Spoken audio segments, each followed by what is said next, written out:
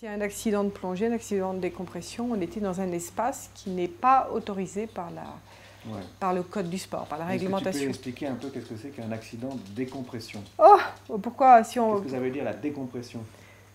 Je suppose qu'il y a une telle masse d'eau qu'on est comprimé. Oui, alors la décompression, c'est quand on plonge, on est soumis à des pressions. Plus on descend profondément dans l'eau, plus la pression est importante. Et on plonge à l'air. Ouais. Donc on plonge, l'air qu'on respire, c'est de l'air comprimé dans des bouteilles.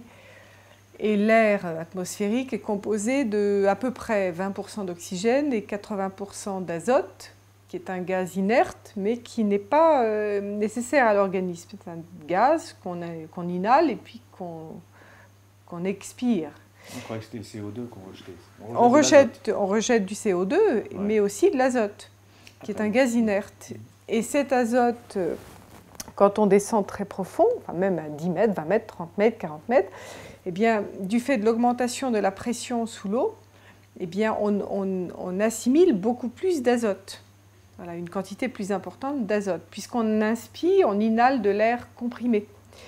Alors, à la surface, on inhale un air comprimé à 1 bar de pression, c'est-à-dire 1 kg de pression. Mais à 10 mètres, la pression double. Donc, on inhale un air comprimé à 2 bars, c'est-à-dire à 2 kg de pression. Et chaque fois, à chaque 10 mètres, chaque fois que tu descends d'une profondeur 10 mètres supplémentaire, tu rajoutes 1 kg de pression. Ce qui fait qu'à 50 mètres, il y a déjà 6 kg de pression, alors qu'en surface, il y a 1 kg de pression. Donc tu absorbes 6 fois plus d'azote qu'en surface. Et alors l'accident de décompression, c'est à la remontée.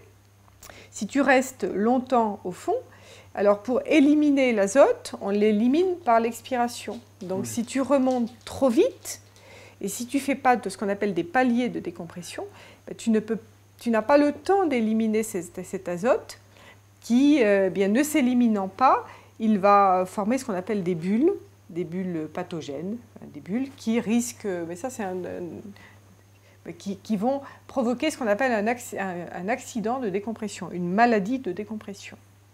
Est-ce que c'est ça ces bulles qui se bloquent, qui se placent dans le cerveau, alors, qui empêchent la circulation du sang? Elles peuvent se bloquer, mais pas. Elles peuvent se bloquer dans la colonne vertébrale, elles peuvent se bloquer dans l'oreille interne, et elles peuvent se bloquer au niveau du cerveau. Alors, si elles se bloquent au niveau du cerveau, ça occasionne des accidents très graves, parce que ça peut bloquer eh bien, le fonctionnement, par exemple, les battements du cœur, ou la respiration pulmonaire, ou ça peut induire un coma.